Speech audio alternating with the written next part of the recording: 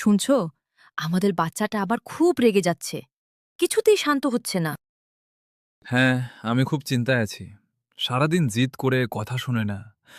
ইসলামে এর জন্য একটা সুন্দর আমল বলা হয়েছে। যদি সন্তান অতিরিক্ত জিদ করে, রাগ বেশি হয়, তাহলে প্রতিদিন নিয়ম করে কিছু দোয়া পড়া যায় ইনশাআল্লাহ। কি দোয়া? আমাকে বলো তো।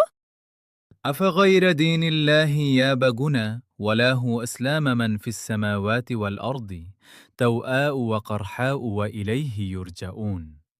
এর অর্থ হল, তারা কি আল্লাহর দেওয়া জীবন ব্যবস্থার পরিবর্তে অন্য কিছু খুঁজছে?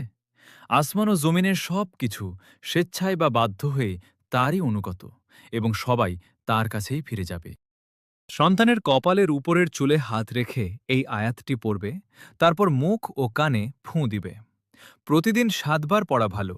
কমপক্ষে ২১ দিন লাগাতার করলে উপকার পাওয়া যায় ইনশাআল্লাহ।